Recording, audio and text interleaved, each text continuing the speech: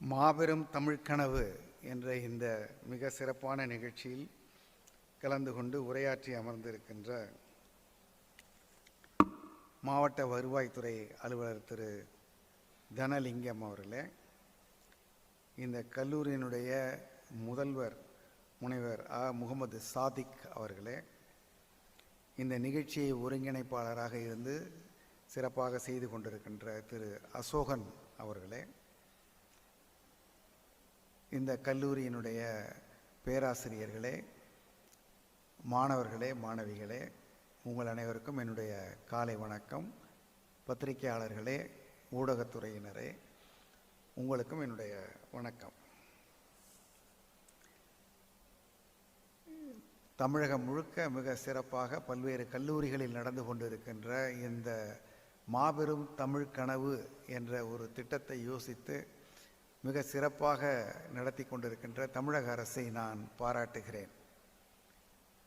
நான் பாராட்டுகிறேன் என்று இப்படி கையை காமிச்சா கை தட்டுவாங்க.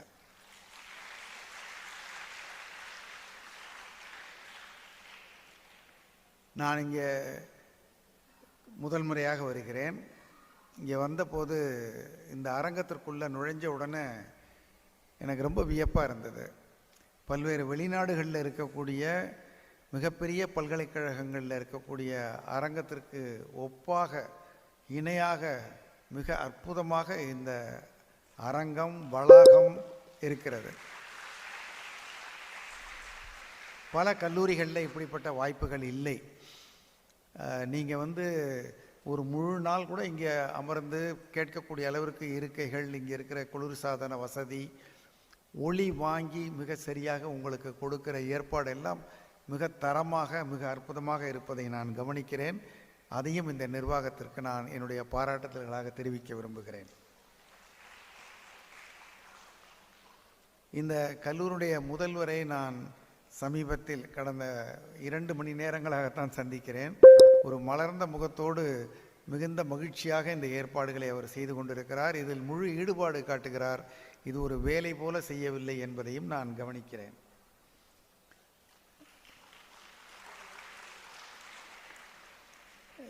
எவ்வளவு மாணவர்கள் கலந்து கொள்வார்கள் என்று கேட்டபொழுது பொதுவாக எல்லா இடங்களிலும் 1000 மாணவர்கள் கலந்து கொள்வார்கள்.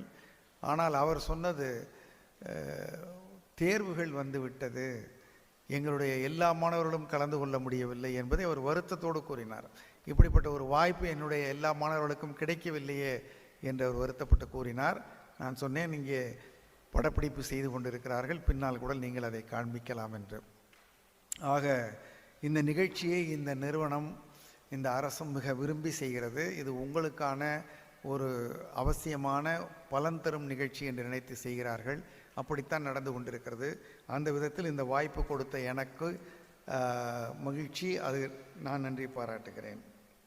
இங்கே முதல்ல பேசிய போது மாணவர்கள் ஒரு 6-7 பேர் பேசினாங்க. அவங்க பேசினது சரளத்தை நான் பார்க்கிறேன். எவ்வளோ கிடுகிடுன்னு பேசுகிறாங்க, அழகாக பேசுகிறாங்க, நல்ல உச்சரிக்கிறாங்க, நல்ல தமிழ் சொற்களை சொன்னாங்க, மிக சிறப்பாக பேசினார்கள். அவர்களை நான் பாராட்டலாம் என்று நினைக்கிற பொழுது ஒவ்வொருத்தர் பேசுகிற போது அவர்கள் பேசிய கருத்துக்கு ஏற்ப உங்களுடைய கைத்தட்டலுடைய அளவு மாறிச்சு. சில இடங்கள் அதிகமாக தட்டுறீங்க, சில இடங்களில் வேகமாக தட்டுறீங்க, உடனடியாக புரிந்து கொண்டு தட்டுகிறீர்கள். அப்படின்னா உங்களெல்லாம் முதலாண்டு மாணவர்கள் என்றே சொல்ல முடியாது. நீங்களாம் அவ்வளோ கூர்மையாக இருக்கிறீர்கள், அவ்வளோ கவனமாக இருக்கிறீர்கள். ஆக இந்த கல்லூரிக்குள்ளார வந்தாலே சிறப்பாக இடம் போல் இருக்கு. எல்லாரும் மிக சிறந்த மாணவர்களாக இருக்கிறீர்கள். உங்களுக்கும் என்னுடைய பாராட்டுதல்கள். கலவை மாதிரி ஒரு காஞ்சிபுரம், சென்னையிலேருந்து வர்ற வழியில் இருக்கிற ஒரு சிறிய ஊர், அங்கே இருக்கிற பல வீட்டினுடைய உயரங்களை நான் பார்த்தேன். ரொம்ப குறைவான உயரத்தில் வீடுகள் இருக்குது. வாசலில் எளிமையான மக்கள் அமர்ந்திருக்கிறார்கள். அப்படிப்பட்ட இடத்துல இப்படிப்பட்ட ஒரு கல்லூரியை தொடங்க நினைத்து தொடங்கி சிறப்பாக நடத்தி கொண்டிருக்கிறார்கள். இன்னும் தொடர்ந்து இது நடக்க வேண்டும் என்று வாழ்த்துகிறேன். இப்போது நான் பேச போகிற தலைப்பு, நீங்கள் அசாதாரணமானவர். அறிமுகப்படுத்தினவங்க 45 புத்தகம் என்று சொன்னார்கள். அது இணையத்தில் அப்படி இருக்கோ என்னன்னு தெரியல. நான் இப்போது 94 புத்தகங்கள் எழுதியிருக்கிறேன்.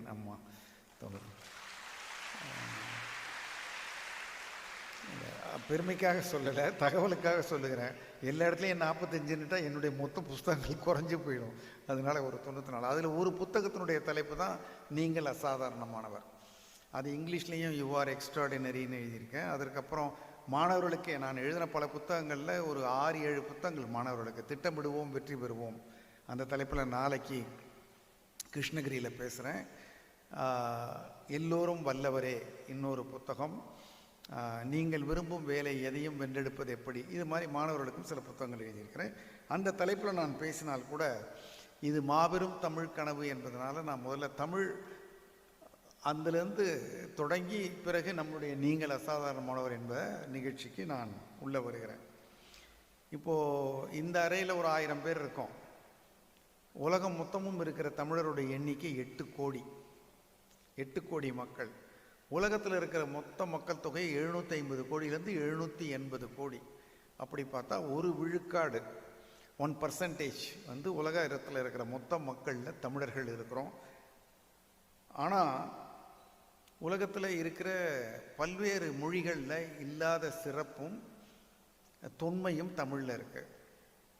இன்றைக்கு 749 கோடி மக்கள் தமிழ் பேசலை, 8 கோடி மக்கள் தான் நம்ம பேசுகிறோம். ஆனால் நம்முடைய மொழி வந்து 3 நாடுகளில் தேசிய மொழியாக இருக்குது.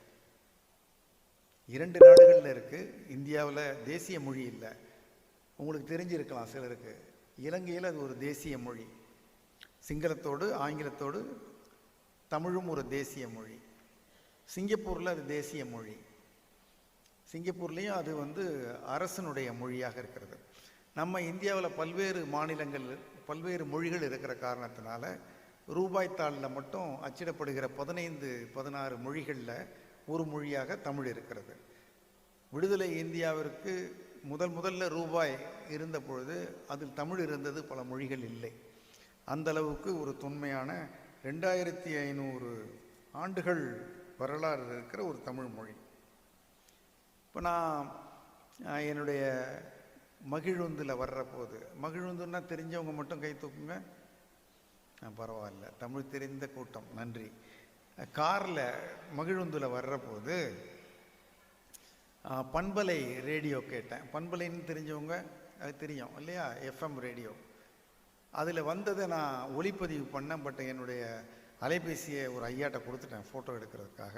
அதனால் அதை நான் இங்கே ஒளிபரப்பில் நான் ஏற்கனவே வச்சுருந்ததே நான் சொல்கிறேன். அந்த பண்பலையில் நான் காதில் வாங்கினதை சொல்கிறேன். இது ரெய்னி சீசன். ஒரு அம்மா கொஞ்சம் குரலில் பேசுகிறாங்க. இது ரெய்னி சீசன், கேர்ஃபுல்லாக இருங்க.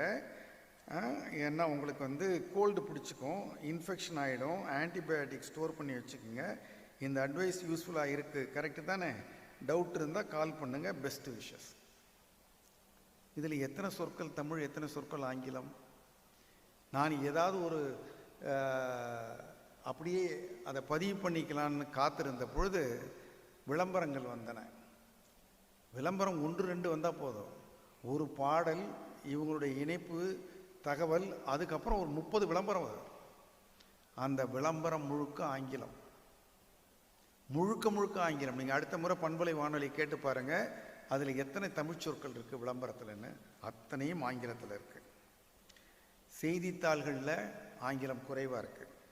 தொலைக்காட்சி நிகழ்ச்சிகளில் இந்த நிகழ்ச்சியை தொடர்ந்து இணைச்சி சொல்கிறாங்களே, அவர்கள் பேசுவதெல்லாம் தமிழ் அல்ல, ஆங்கிலத்தில் கொஞ்சம் தமிழ், இணைப்பு சொற்கள் மட்டும் தமிழ். வானொலியில் நான் சொல்லிட்டேன், பண்பலையில். அதற்கு பிறகு நீங்கள் எல்லாரும் யூஸ் பண்ணுறது உங்களுக்கு தெரியாது. யூஸ்ன்னு சொல்கிறேன் நான், உங்களுக்கு தெரியாது. வாட்ஸ்அப்புக்கு தமிழில் தெரிஞ்சவங்க, பேர் தெரிஞ்சவங்க கை தூக்குங்க. வாட்ஸ்ஆப்புக்கு யாரோ 2-3 பேர் கை தூக்குறாங்க. கட்செவின்னு பேர். மின்னஞ்சல் தெரியுமா உங்களுக்கு? மின்னஞ்சலுக்கு ஆங்கிலத்தில் இமெயில். எஸ்எம்எஸ்க்கு குறுஞ்செய்தி. இப்போ நீங்கள் வங்கிக்கு போனால் ஒரு படிவம் கூட தமிழில் இருக்காது. தமிழில் இருக்குது, இப்போ கொஞ்சம் போராடி. ரயில்வே நிலையங்களில், அதற்கு பிறகு விமான நிலையங்களில், நம்முடைய விளம்பரங்களில், நம்முடைய செய்தித்தாள்களில், நம்முடைய நடைமுறை பேச்சுக்களில். நான் இங்கே உங்களுடைய அந்த விளையாட்டு திடலை பார்த்தேன், ஒரு நல்ல தமிழில் மகிழ் அது ஒன்று எழுதி இருந்தது, மகிழ்ச்சியாக இருந்தது. அதுக்கப்புறம் வேறு எங்கேயாவது இருக்கான்னு கொஞ்சம் தேடி பார்த்தேன் நான். அப்போது பிள்ளைகள்லாம் நல்லா பேசினாங்க வீரமாக. தமிழ் தமிழ் நல்லா கைத்தட்டினீங்க. தமிழ் தமிழ் பேசுகிறதெல்லாம் ஆங்கிலம். எல்லாத்தையும் ஆங்கிலத்தில் பேசி தமிழ் எப்படி வாழ வைக்கிறது? இன்னும் கொஞ்ச நாள் கழித்து தமிழ் ஏதாவது சொன்னால் தெரியாது. ஆங்கிலத்தில் கலப்பில்லாமல் நாம் தமிழில் பேசுகிறது இல்லை. பல பொருட்களுக்கு இதுக்கு பேர் என்ன? வாட்டர் பாட்டில், இதுக்கு பேர் மைக்கு, இதுக்கு பேர் பேப்பர், இதுக்கு பேர் பென்னு, இதுக்கு பேர் போடியம், இதுக்கு பேர் ஸ்டேஜு. இதில் எது தமிழ்? அதுக்கு பேர் கேமரா, இது ஷர்ட்டு, இது பெல்ட்டு, இது பேண்ட்டு, இது ஷூ. அட பாவிகளா, தமிழ் தமிழ்னு சொல்லிட்டு இங்கிலீஷ் தானேடா பேசிக்கிட்டு இருக்கிறீங்க என்று கேட்க வேண்டும். இப்போது தமிழருக்குன்னு தனித்த அடையாளம் இருக்குது, பாரம்பரியத்தின் தொடர்ச்சி, ஒரு கூட்டம் வரலாறுலாம் இருக்குது. இப்போ ஒரு தம்பி நல்லா சொன்னார், எந்தெந்த மொழிகள்லாம் இல்லை தமிழ் இருக்குன்னு. எந்தெந்த மொழியெல்லாம் இல்லைங்கிறது சுமேரிய நாகரிகம் கேள்விப்பட்டிருப்பீங்க. இப்போ இருக்க ஈராக், சிரியாலாம் அந்த பகுதி தான். அங்கே மொசப்பட்டோமியாங்கிற இடத்துல சுமேரிய நாகரிகம் இருந்தது, மொழி இருந்தது. இப்போ இல்லை. லாட்டின் மொழி இல்லை, பழைய கிரேக்க மொழி இல்லை, சைனாவில் இருந்த மான்சு மொழி இல்லை, டான்ஸ்மேனியாவில் இருந்த மொழி இல்லை, பழைய எகிப்து மொழி இல்லை பிரமிட் காலத்தில், மத்திய அமெரிக்காவில் இருந்த மாயன் மொழி இல்லை, மங்ஸ் இல்லை, லத்தீன் மொழி இல்லை, ரோம பேரரசோட அரச மொழி இல்லை, ஐநோங்கிற ஜப்பான் மொழி இல்லை, ஹீப்ரூவில் தான் இயேசு பேசினது, விவிலியம் எழுதப்பட்டது, அந்த மொழி இல்லை. புத்தர் பேசிய பாலி மொழி இல்லை. இப்போது இதெல்லாம் இல்லை, தமிழ் இருக்குது அப்படிங்கிறது பெருமை.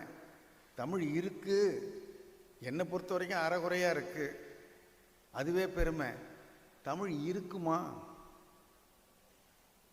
இப்போ எந்த மொழியெல்லாம் இருந்துச்சுன்னு சொல்கிறோமோ அந்த மாதிரி இன்னும் 20 வருஷம் கழிச்சு இல்லை 40 வருஷம் கழித்து தமிழ் இருந்துச்சு அப்படின்னு சொல்கிறதுக்கு நாம் எல்லாரும் காரணமாக இருப்போம். நீ உங்களுடைய நோட்டு புத்தகங்களை எடுத்து பாருங்கள், நோட்டுங்கிறதே ஆங்கிலம். அந்த அட்டையில் என்ன எழுதியிருக்குன்னு பாருங்கள். நீங்கள் எங்கே போனாலும் தமிழகம் முழுக்க காதில் விழுவதும் கண்ணில் படுவதும் வாயிலிருந்து வருவதும் தமிழ் இல்லை அல்லது முழு தமிழ் இல்லை. அப்படி எப்படி தமிழ் இருக்கும்? வருங்காலத்தில் இருக்கும். யுனெஸ்கோ சொல்கிறது, இன்னும் சில ஆண்டுகளில் உலகத்தில் இருக்கிற மொத்த மொழிகள் எத்தனை? 7000. அந்த 7000 மொழிகளில் 40 விழுக்காடு மொழி இல்லாமல் போய்விடும். எப்படி இல்லாமல் போயிடும்? மொழி இருக்கும் தானே, புத்தகங்கள் இருக்கும் தானே, எல்லாம் இருக்கும். காட்சியகங்களில் இருக்கும், நூலகங்களில் இருக்கும், ஆவணங்களில் இருக்கும், வாயில் இருக்காது, காதில் விழாது. பேசப்படாத மொழிகள் உயிர்ப்போடு இருக்காது. பேச ஆள் இல்லாவிட்டால் ஒரு மொழி அழிந்து விடும். தமிழர்களே தமிழர்களே, நீங்கள் பேசுவது தமிழா? உங்களால் ஆங்கில கலப்பில்லாமல் பேச முடியாதா? அதற்கு முயற்சி செய்வோமா மாட்டோமா? இல்லாவிட்டால் நம்முடைய தமிழ் மொழி பேசப்படாத மொழியாகிவிடும். இப்போ 2 பிரச்சனை இருக்குது. பிரச்சனை கூட இல்லை, சிக்கல் இருக்குது. ஒரு சிக்கல் என்னன்னா, நிறைய பேருக்கு தமிழில் பேச தெரியாது. அப்படி இருக்காங்க ஒரு கூட்டம். இப்போ என்னுடைய புத்தகங்கள்லாம் இருக்குது. நான் இந்த யூடியூப்பில் பேசுகிற வீடியோலாம் பார்க்குறாங்க, என்னை சந்திக்கிறாங்க, புத்தகம் எழுதியிருக்கீங்களான்னு கேட்குறாங்க, புத்தக காட்சியில் பார்க்குறாங்க. தமிழ் புத்தகங்கள் நம்ம சொன்னோம்னா, இப்போ நீங்கள் அசாதாரணமான சொன்னலாம், ஏன் ஆங்கிலத்தில் இருக்குது, யூ ஆர் எக்ஸ்ட்ராடினரின்னு. நான் 5 புத்தகங்கள் ஆங்கிலத்தில் எழுத வேண்டிய கட்டாயம் எதற்கு? ஏன்னா நம்முடைய வாசகர்களும் நம்முடைய நேயர்களும் தமிழ் எனக்கு படிக்க தெரியாதுங்கிறாங்க. சில பேருக்கு பேச தெரியும், படிக்க தெரியாது. சில பேருக்கு பேசினா புரியும், அவங்களுக்கு பேச வராது. இப்படி வேற்றுமொழிக்காரன் சொன்னால் பரவாயில்ல. நம்முடைய பெற்றோர் தமிழர்கள், வழி வழியாக நம்ம தமிழ். ஆனால் இப்போ எனக்கு தமிழ் எழுத தெரியாது சார், தமிழ் படிக்க தெரியாதுங்க, நீங்கள் இங்கிலீஷில் சொல்லிடுங்க. சுலபமாக இருக்குது என்பதற்காக நாம் தாய்மொழியை விட்டு விட்டோம். அப்போ இது எப்படி சும்மா வீர முழக்கத்தில் தமிழை வளர்த்துற முடியுமா? எவ்வளோ நாளைக்கு தான் தமிழன் என்றால் யார் தெரியுமா, தமிழ் என்று ஒரு குடி இருக்கிறது, அதற்கு ஒரு வரலாறு இருக்கு. இப்போ இருக்கா? இனி இருக்குமா? ஏற்கனவே இருந்தவர்கள் சிறப்பாக செய்தார்கள், இருக்கு, பேசுகிறோம். நாம் என்ன செய்து கொண்டிருக்கிறோம் வருங்காலத்தில் இருக்கிறதுக்கு? நீங்கள் எத்தனை உங்கள் வீட்டில் இருக்கிற சின்ன பிள்ளைகள் கான்வென்ட்டுக்கு போகிற பிள்ளைகள்கிட்ட தமிழில் பேசி பாருங்க. அவர்களை விடுங்கள், அவர்களை பெற்றோருக்கே பிள்ளை ஆங்கிலத்தில் பேசினா பெருமையாக இருக்கு. அவன் டேடிங்கிறான், சொல்கிறான் டேடி மம்மி, எவ்வளோ அழகாக சொல்கிறான் பாருங்க. அப்போ நமக்கு நம்ம மொழி மேலே மேடையில் பெருமை இருக்கிறது, வழக்கில் நாம் அதை பயன்படுத்துவதில்லை. அது பற்றி உணர்வு நமக்கு கிடையாது. இடையில் ஒரு காலம் தமிழ் சொற்களை நிறைய கொண்டு வந்து சேர்த்தார்கள். அதனால நம்ம நடத்துனர், ஓட்டுநர், பேருந்து, வளாகம் இதெல்லாம் கொண்டு வந்து சேர்த்தோம். அதுக்கப்புறம் ஒரு துண்டு விழுந்துருச்சு, மீண்டும் ஆங்கிலம் உள்ள பூந்துருச்சு. இப்போ அப்போ வந்த சொற்கள் மட்டும்தான் இருக்கு. புதிதாக புழக்கத்துக்கு வந்த சொற்கள், பயன்பாட்டு பொருட்களுக்கெல்லாம் தமிழ் இல்லை. அப்போ தமிழ் என்பது தொடர்வது சிரமப்படும்.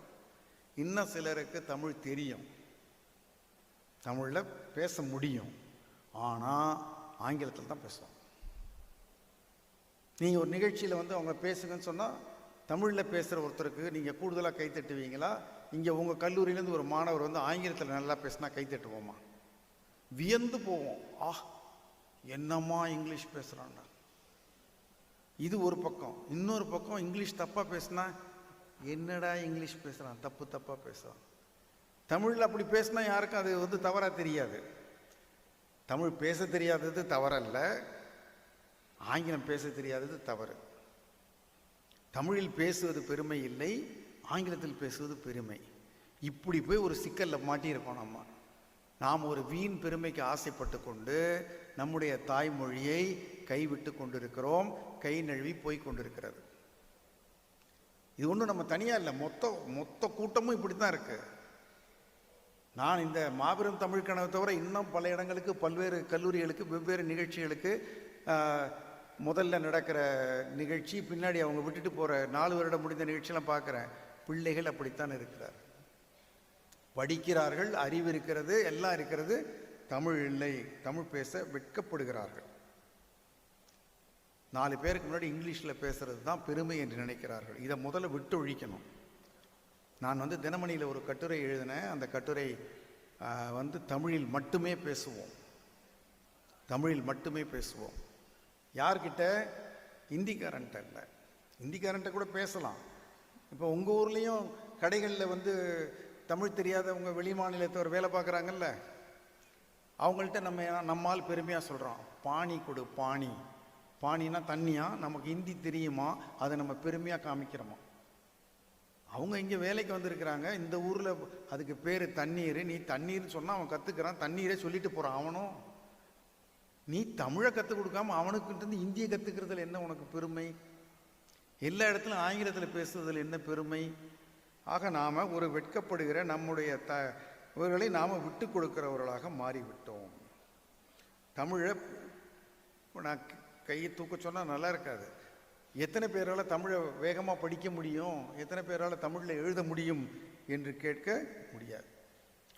நான் சொன்ன அந்த தமிழில் மட்டுமே பேசுவோம் என்பது, தமிழ் தெரிந்த 2 பேர் சந்தித்தால் தமிழ் மட்டும் பேசுவோம் என்று உறுதி எடுத்துக் கொள்ளுங்கள்.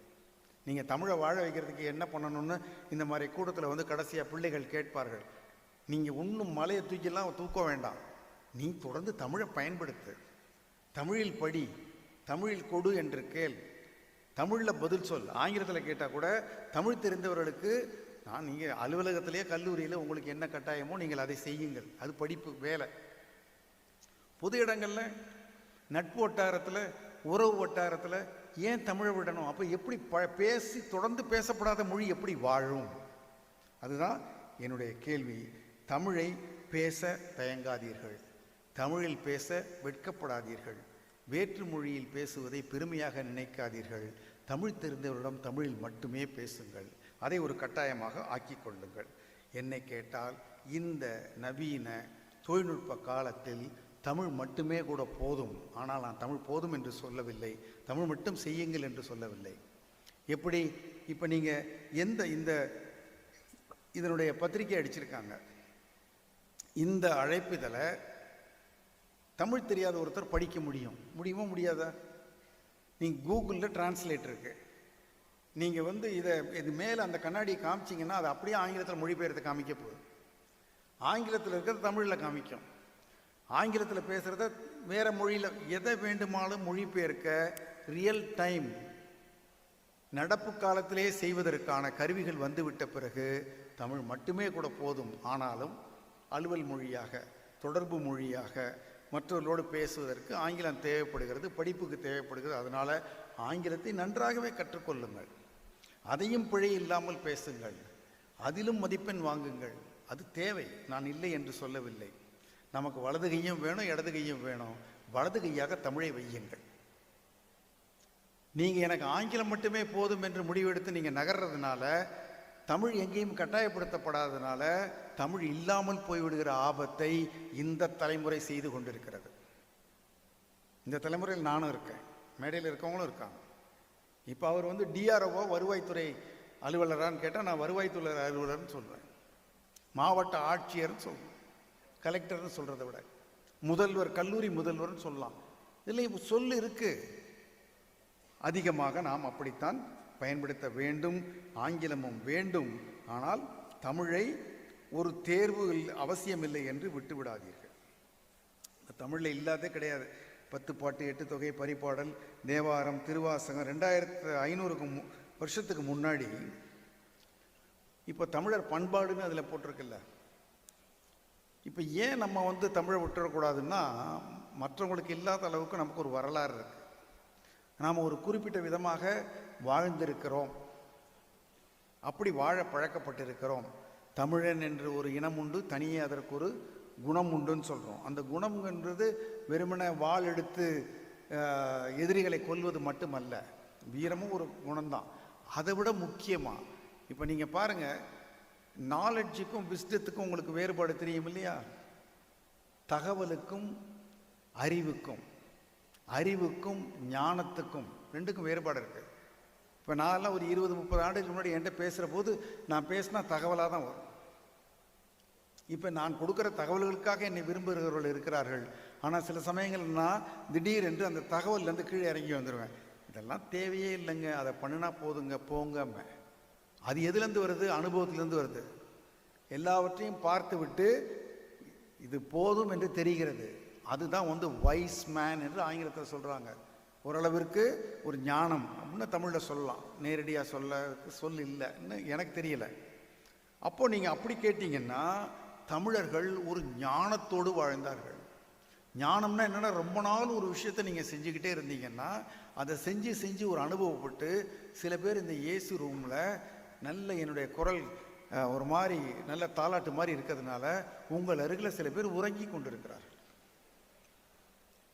கொண்டிருக்கிறவர்களை பக்கத்தில் இருக்கிறவர்கள் அற்புதமாக பார்க்குறாங்க. ஆனாலும் தெரியும் அவங்க எந்த பேருந்தில் வந்தாங்களோ, எத்தனை மணிக்கு சாப்பிட்டாங்களோ, எவ்வளோ அயற்சியாக இருக்காங்களோ தெரியலை. பரவாயில்லை, நான் கூறிய தமிழ் சொற்களை கவனிச்சிங்களா? எந்த பேருந்தில் வந்தாங்களோ, எவ்வளோ அயற்சியாக இருக்காங்களோ, எவ்வளோ சோர்வாக இருக்காங்களோ என்று நாம் அதை நகைச்சுவையாக சொல்லிட்டு போகிறோம். ஆக அதில் தான் நீங்கள் உங்களுக்கு இந்த யாதும் ஊரே எல்லாரும் சொல்கிறீங்கல்ல, அது எழுதின ஒரு பேர் எத்தனை பேருக்கு தெரியும்? கை தூக்குங்க.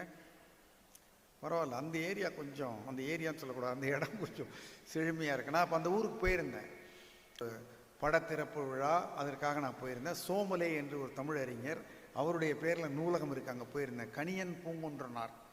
அந்த ஒரு பாடல் போதும் நாம் யார் என்று வெளி உலகத்திற்கு சொல்லுவதற்கு. 2019 சிக்காகோ தமிழ் மாநாட்டில் அதை தான் மாநாட்டு பாடலாகவே வச்சுருந்தாங்க.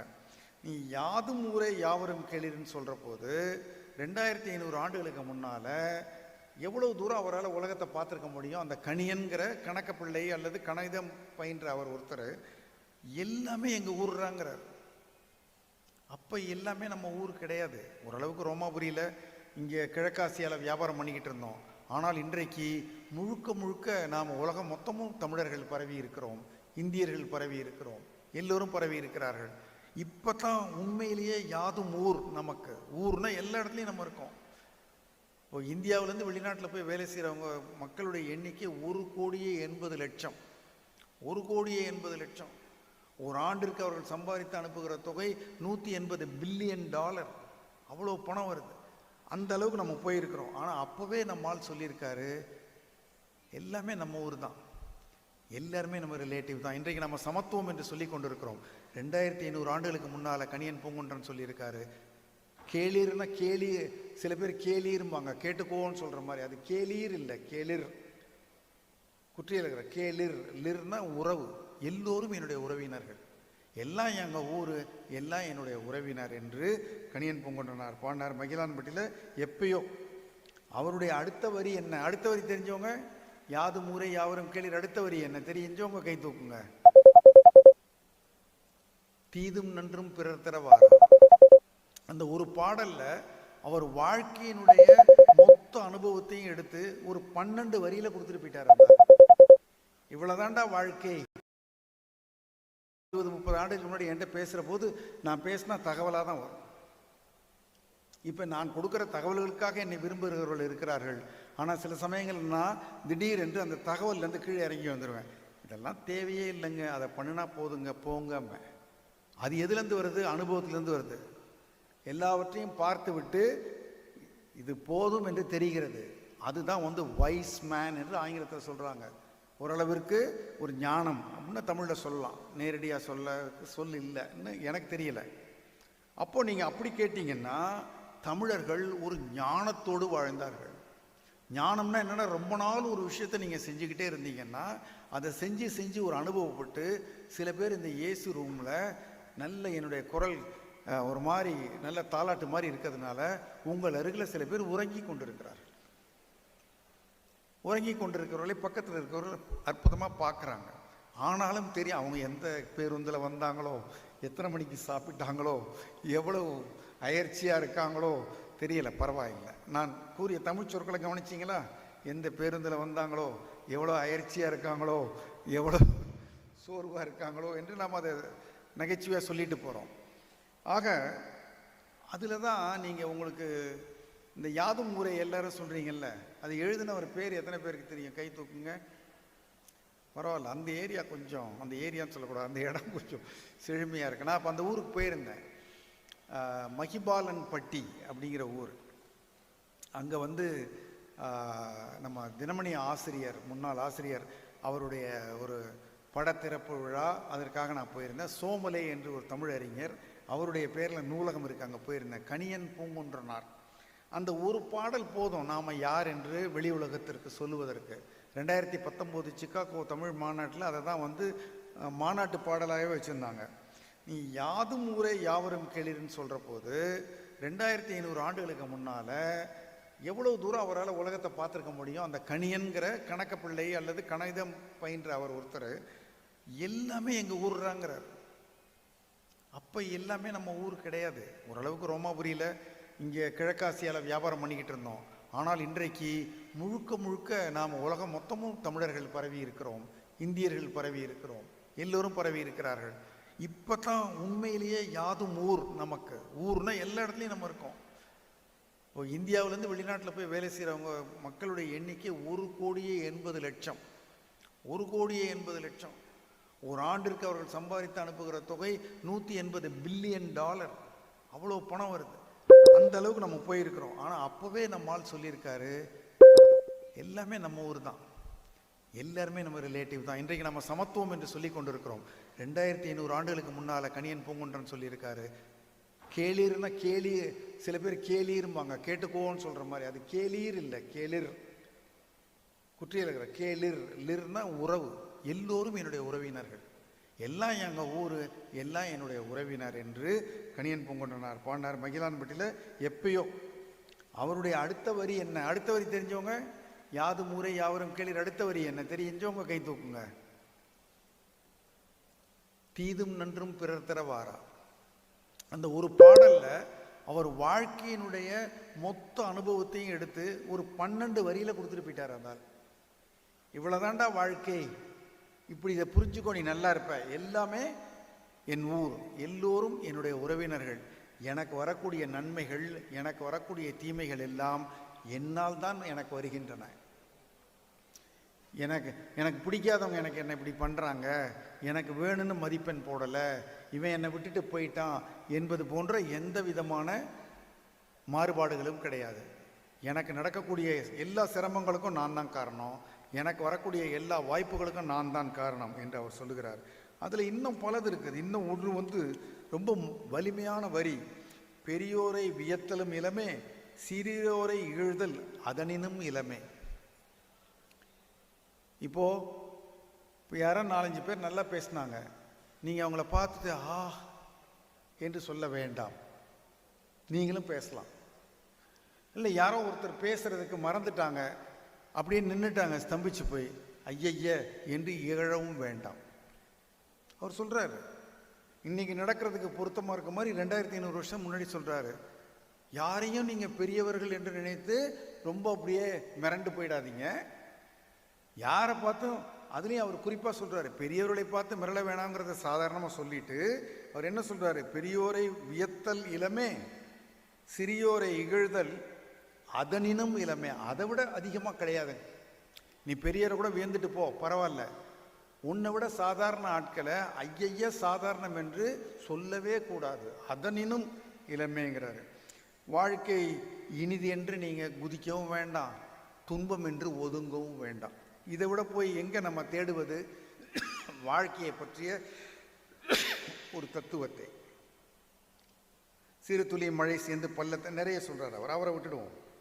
இன்னொரு ஔவையாருடைய பாடல், சிறப்பான பாடல். நம்ம ஏன் தமிழர்கள் ரொம்ப சிறப்பு, நம்முடைய பண்பாடு, நம்முடைய பாரம்பரியம் எல்லாம் ரொம்ப சிறப்புன்னு சொல்கிறோம்னா, இந்த பாடல்கள் மூலமாக நாம் அவங்க எப்படி வாழ்ந்திருப்பாங்க, அவர்களுடைய புகைப்படம் இல்லை. சில கல்வெட்டுகள் இருக்குது, இப்போ அகழ்ந்த ஆராய்ச்சி பண்ணிக்கிட்டு இருக்கோம். அந்த கல்லும் மண்ணும் ஓடும், நமக்கு தகவல் நாம் யூகிக்கிறோம் அதுலேருந்து, அது ரொம்ப பழமையானது, இதெல்லாம் பண்ணியிருக்காங்கன்னு. அது தவிர அவங்க எழுதி வச்சுட்டு போனது இருக்குது, தெளிவாக சொல்லிட்டு போயிருக்காங்க, அதுவும் நமக்கு கிடைக்குது. அது என்ன சொல்லுது? சித்திரமும் கைப்பழக்கம், செந்தமிழும் நாப்பழக்கம். இது வரைக்கும் பெரும்பாலானவங்க பயன்படுத்துகிற வரிகள். வரைகிறது சும்மா பண்ணிக்கிட்டே இருந்தால் உனக்கு வந்துடும், பேசிக்கிட்டே இருந்தால் பேச்சு வந்துடும், வைத்தது ஒரு கல்வி மனப்பழக்கம், படித்தா படிச்சிடலாம். நித்தம் நடையும் நடைப்பழக்கம், உன்னுடைய நடை உடை பாவனைகள், உன்னுடைய நடத்தை, நீ நடந்துக்கிறதுலேருந்து இருக்குது. நித்தம் நடையும் நடைப்பழக்கம், இதெல்லாம் சொல்லிட்டு தான் அந்த முத்தாய்ப்பு நிற்கிது. இப்போ இது வரைக்கும் இருக்கிறது எல்லாம் பழக்கம்ட்டாங்க. வரைகிறது பழக்கம், பேசுறது பழக்கம், நடந்துக்கிறது பழக்கம், படித்தா சொல்ல முடியும், எல்லாம் சொல்லிட்டு நட்பும் தயையும் கொடையும் பிறவி குணம். ஒருத்தர் நட்பாக இருக்கிறது, ஒருத்தருக்கு ஒருத்தர் பணத்தை கொடுத்தோ வேற எதையோ கொடுத்தோ கொடை கொடுக்கறது, தயவு தாட்சண்யம் காட்டுவதெல்லாம் பிறவி குணம் என்கிறது ஒரு தமிழ் பாடல். அப்போ எதை பழக முடியும், எது இயல்பிலே வருகிறது என்பதை கூட ஒரு தமிழ் பாடல் நமக்கு அழகாக சொல்லுது. திருக்குறளில் நிறைய இருக்குது. ஒரு நாகரிகமான மக்கள் தான் என்னென்னா, இப்போ நாங்கள் ஒரு 2 பேர் இருக்கோம், சாப்பிட போகிறோம். அந்த இடத்துல நான் நீங்கள் முதல்ல எடுத்துங்கன்னு சொல்கிறேன். சில பேர் 2 பேர் தான் இருக்கோம், ஒன்று தான் இருக்குது, அவங்க நடைய வேகமாக போட்டு போய் அதை எடுத்துருவாங்க. அப்போ இது ஒரு பழக்கம், அது ஒரு பழக்கம். இப்போ நாகரிகங்கிறது என்னென்னா அடுத்தவங்களுக்கு விட்டுறது.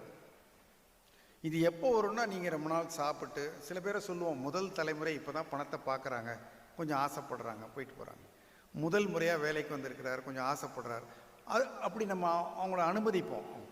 பார்க்காதவங்க பார்க்குறாங்க, அப்படி தான் பரவாயில்லன்னு அனுமதிக்கலாம்.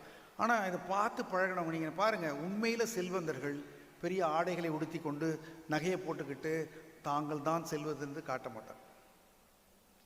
உண்மையில் அறிவாளிகள் எல்லாத்துலேயும் தலையை விட்டு இதை பற்றி நான் என்ன நினைக்கிறேன் தெரியுமா, நான் என்ன நினைக்கிறேன் சொல்லி கொண்டு இருக்க மாட்டார்கள். அப்போ நீங்கள் உங்களுக்கு ஒரு நிறைவு வந்து விட்ட பிறகு உள்ளே நிறைஞ்சிருச்சுன்னா நீங்கள் வெளியில் ஆட மாட்டீங்க. இதுக்கு தமிழில் ஒரு பழமொழி இருக்குது, நிறைகுடம் தழும்பாது, குறைகுடம் கூத்தாடும் அப்படின்னு சொல்லுவாங்க. அப்போ இதெல்லாம் ஒரு நாகரிகம். தமிழர்கள் எப்படி வாழ்ந்தார்கள் என்பதற்கு அடையாளம் அவர் சொல்கிறாரு, செல்விருந்து ஓம்பி வருவிருந்து நோக்குவான். திருவள்ளுவர் சொல்கிறார், ஒரு வீட்டுக்கு ஒரு விருந்தாளி வந்திருக்காங்க, அவங்க சாப்பிட்டாங்க, இவங்களுடைய உழைப்புலேருந்து, இவங்க ஈட்டிய பொருள்லேருந்து அவங்களுக்கு சமைச்சு போட்டு வேலை செஞ்சு அவங்கள சாப்பிட்டு அனுப்பிச்சி வச்சுட்டு அப்பாடா அப்படின்னு இருக்க மாட்டாங்களாம். அடுத்து யாராவது வருவாங்களா, நாம் அவங்களுக்கு விருந்து கொடுப்போமா அப்படின்னு பார்ப்பாங்களாம். அப்போ இது எப்படிப்பட்ட ஒரு சமுதாயம், இப்படியெல்லாம் யோசிக்க முடியும், அதை வந்து எழுத முடியும். மோப்பக்குழையும் அணிச்ச முகந்திரிந்து நோக்கக்குழையும் விருந்தினர். விருந்தினர் வந்துட்டார், நீங்கள் அவருக்கு சாப்பாடு போடணும். நீங்கள் அவருக்கு சாப்பாடு போடுறது எங்கே படுத்துக்கிறது? இப்போ சில இடங்கள்லாம் பார்த்தீங்கன்னா, இப்போது நான் வந்தேன், என்னை நடுவில் உட்கார வச்சுட்டாங்க. நான் வேறு ஒரு நிகழ்ச்சிக்கு போயிருந்தேன், அங்கே வந்திருந்தவர் பதட்டமாக இருந்தார், அவர் தான் நடுவில் உட்காரணும். இந்த நடுவில் உட்காரது ஒன்றும் இந்திய ராஷ்டிரபதி ஜனாதிபதி பதவி இல்லை, இது ஒன்றும் நிரந்தரமான பதவி இல்லை. ஆனால் சில பேருக்கு சில இடங்களில் ஒரு பதட்டம் வருது. நம்ம வருவாய் கோட்டாட்சியர் முதல்ல என்ன நடுவில் உட்காருங்கன்னு சொல்லிட்டார். அவர் முதல்வர் அதை பற்றி கேட்க வேண்டாம், அவருக்கு இன்னும் கூட்ட கீழே கூட உட்காந்துக்குவார், அவர் அவ்வளோ எளிமையான. அப்போ ஒரு நாகரிகம் என்பதும் பண்பாடு என்பதும் நாம் விட்டு கொடுப்பதில் இருக்கிறது என்பதை தமிழினம் செய்திருக்கிறது, அதை எழுதி வைத்திருக்கிறது. நீங்கள் தமிழை மட்டும் நாம் விட்டுவிடக்கூடாது, இந்த பண்பாடுகளையும் விட்டு விடாமல் இருக்க வேண்டும். தமிழன் என்று சொல்லி அதுக்கு ஒரு தனி குணம் இருக்குன்னா, இந்த குணங்களை நாம் செல்கிற இடங்களையெல்லாம் அவன் கேட்கணும். நம்ம நடந்துக்கிற முறையில் அங்கே இருக்க வெள்ளைக்காரன் கேட்கணும், நீ எந்த பகுதியிலிருந்து வருகிறாய், உலகத்தில் இருந்து, உன் தாய்மொழி என்னன்னு கேட்கணும். நம்முடைய நல்ல நடத்தையின் போது அப்போ நம்ம எழுந்து சொல்லணும், நான் தமிழன். அப்போ தான் இவ்வளவு வரலாறுக்கும் நாம் தகுதி உடையவர்களாகும். இல்லைன்னா இது பெருமை பேசுவதற்கும் பீற்றிக் கொள்வதற்கும் மட்டும்தான் இதுன்னு நம்ம வச்சுக்கக்கூடாது. நாம் நடைமுறைப்படுத்துவதற்கு பெயக்கண்டும் நஞ்சுண்டமை வருதும் இன்னும் அதை விட உயரம். இப்போ நம்ம ஒரு வீட்டுக்கு போயிருக்கோம், நமக்கு சாப்பாடு போடுறாங்க, நாம் விருந்தினர், அவங்க நமக்கு உணவு போட்டுட்ருக்காங்க. உணவு போட்டு கொண்டு இருக்கிற பொழுது அவங்க வந்து ஒரு நஞ்சுன்னு சொல்கிறார் வள்ளுவர். நஞ்சுன்னு எடுத்துக்க வேண்டாம், ஒரு கெட்டுப்போன பண்டம் அல்லது அவ்வளோ நல்லா இல்லாத பண்டம் அதை நமக்கு கொடுத்துட்டா கூட அதை சாப்பிட்ற போது சிரிச்சுக்கிட்டே வருத்தப்படாமல் சாப்பிடும். ஏன்னா நமக்கு கொடுக்குற ஒரு பாவம் அவருக்கு கொடுக்குறார். அப்போ அவர் என்ன சொல்கிறாரு, நஞ்சு என்று தெரிந்தால் கூட அதை வந்து நம்ம வாங்கிக்கணும். இதெல்லாம் வந்து எவ்வளவு பண்பட்டால் ஒரு சமுதாயத்தில் யோசிக்க முடியும். கடிதோச்சி மெல்ல நகுக நெடிதாக்கம் நீண்ட காலம் நீங்காமை வேண்டுபவர். இப்போ நீங்கள் வந்து உங்கள் காலேஜிலெல்லாம் இப்போ எல்லாம் தண்டனைகள் கிடையாது. இப்போ நாங்கள்லாம் படிக்கிற போது அதுவும் பள்ளியிலாம் அடிப்பாங்க ஆசிரியர்கள். பெரம்பு பிள்ளைகளே எடுத்துக்கிட்டு வர சொல்லுவாங்க. போய் நல்ல முருங்கைக்குச்சி கூட உடைஞ்சிரும், உடையாத குச்சியிலேருந்து எடுத்துகிட்டு வர சொல்லுவாங்க. அந்த உருவிட்டு வச்சு விளாசுவாங்க. நீங்கள் சில திரைப்படங்களில் கூட இப்போ பார்த்துருக்கலாம், பிள்ளைங்களை அடிக்கிற மாதிரி விளையாட்டுக்கு அப்போ அடிப்பாங்க. இப்போ தண்டனைகள் என்பது எப்பயுமே உண்டு. திருவள்ளுவர் சொல்கிறாரு, நீங்கள் அடிக்கணும்னா அடிக்கிற மாதிரி ஓங்கணும், மெதுவாக அடிக்கணும். கடிதோச்சி மெல்ல, அப்படி பண்ணால் தான் உங்கள்கிட்ட ரொம்ப நாள் இருப்பாங்க. இப்போ இது நிர்வாகத்துக்கும் பொருந்தும். நீங்கள் ஒரு ஊழியர் தப்பு பண்ணிட்டாரு, அவரை நீங்கள் வந்து கடுமையாக தண்டிச்சிட்டீங்க, 4-5 பேரை தண்டிச்சிட்டிங்கன்னா உங்கள் நிர்வாகத்தில் யாரும் இருக்க மாட்டாங்க. ஐயோ இவங்க கொன்னுடுவாங்கடா, இவங்க ஓடிடுவாங்க. சத்தம் போடணும், கத்தணும், டேய் ஏன் இங்கே நிற்கலை, எங்கடா போயிட்டு இருக்க, ரூமில் என்னடா பண்ணுற, எல்லாம் வாங்கணும். அதுக்கப்புறம் மறந்துட்டு சாப்பிட்டியாடான்னு கேட்க, டேய் எடுத்துகிட்டு போடா, இந்த வீட்டுக்கு எடுத்துகிட்டு போடா, அவங்க வீட்டில் ஒரு புள்ள இருக்குன்னு சொல்லணும். அப்போ நீ கடிதோச்சி மெல்ல இதையெல்லாம் வந்து வாழ்ந்து வாழ்ந்து வாழ்ந்து அதை புரிந்து கொண்டு அதை எழுதுகிற, அழகாக தமிழில் எழுதுகிற அளவுக்கு ஒரு சமுதாயம் இருந்திருக்கிறது. நம்முடைய முன்னோர்கள் வாழ்ந்திருக்கிறார்கள். நான் என்னுடைய பல வகுப்புகளில் நான் சொல்கிறது வந்து, நான் ஐரோப்பா சுற்றுலா போயிருந்த போது அங்கே ஒரு அருங்காட்சியகத்தில் பார்த்த ஒரு ஆங்கில சொல்லாடல் ரொம்ப பிடிச்சிருந்தது எனக்கு. அந்த சொல்லாடல் வந்து, our biggest problem is not that we aim high and miss, but our biggest problem is we aim low and achieve it. நம்முடைய மிகப்பெரிய பிரச்சனை என்பது மிக உயர்ந்த இலக்குகளை எடுத்துக்கொண்டு அதை தவற விடுவது அல்ல. நம்முடைய மிகப்பெரிய பிரச்சனை என்பது சாதாரண இலக்குகளை எடுத்துக்கொண்டு அதை அடைந்து விடுவது. என்னப்பா ஒரு இலக்கை அடைஞ்சிறதே தப்பா? ஆமாம், நீ எடுத்துக்கிட்டதே சாதாரண இலக்கு, அதான் தப்பு. மிஸ் பண்ணுறது பெருசா, தவற விடுறது பெருசா? ஆமாம், நீ எடுத்துக்கிட்டது பெரிய இலக்கு, தவறி போனால் கூட பரவாயில்ல, எண்ணுவதெல்லாம் உயர்வாக எண்ணணுன்ற. நான் இதை சொல்லி கொண்டிருந்தேன் ஒரு வகுப்பில். அப்போ ஒருத்தர் சொன்னார் எனக்கு இடைவேளையில் வந்து, ஐயா இது தமிழில் இருக்கு ஐயா. தமிழில் இருக்கிறது யாருக்கா தெரியுமா? இது அப்படியே இருக்க தமிழில். மைக்கேல் ஆஞ்சலோ சொன்னது மேற்கத்திய நாட்டில் 500 ஆண்டுகளுக்கு முன்னால், 300 ஆண்டுகளுக்கு முன்னால். ஆனால் நம்முடைய தமிழ் திருவள்ளுவர் இதை 2500 ஆண்டுகளுக்கு முன்னாடி இதே செய்தியை சொல்லியிருக்காரு. உயர்ந்த இலக்குகளை எடுத்துக்கொண்டு தவற விடுவது பரவாயில்லை, சின்ன இலக்குகளை எடுத்துக்கொண்டு அடைந்து விட்டு பெருமைப்படாதீர்கள். காண முயலெய்த அம்பினில் யானை பிழைத்த வேல் ஏந்தல் இனிது. நீ ஒரு காட்டுக்குள்ளார போயிட்டு ஒரு முயலை அடிக்கிறதுக்கு ஒரு அம்பை விட்டு அந்த முயலை அடிச்சுட்டு அந்த அம்பை கையில் பிடிச்சிக்கிட்டு நிற்கிறவனை விட ஒரு மிகப்பெரிய யானையை குறிவைத்து தாக்க ஈட்டியை எரிஞ்சிட்டு அந்த ஈட்டி படாமல் யானை தப்பிச்சு போயிட்டா கூட அந்த ஈட்டியை நீ கையில் வைத்திருந்தால் அந்த ஈட்டி வைத்திருப்பது பெருமிதம் இந்த அம்பை விட. காண முயலெய்த அம்பினில் யானை பிழைத்த வேல் ஏந்தல் இனிது. 2500 வருஷத்துக்கு முன்னாடி. என்ன பெரிய மைக்கேல் ஆஞ்சலோ, திருவள்ளுவரோடவா? மைக்கேல் ஆஞ்சலோ கூட பெரிய ஒரு ஆங்கில ஸ்டேட்மெண்ட்டில் ஒரு கவித்துவம் இல்லை, தமிழில் இருக்கிறது. நல்லது செய்தல் ஆற்றாயிராயினும் அல்லது செய்தல் ஓம்புமின்கிறது இன்னொரு சங்கப்பாடல். நீ நல்லது செய்யலனாலும் பரவாயில்லப்பா, கெடுதல் செய்யாமல். ஆக இந்த இனம் நம்முடைய தமிழ் இனம் ஒரு மிகச்சிறப்பான இனம்.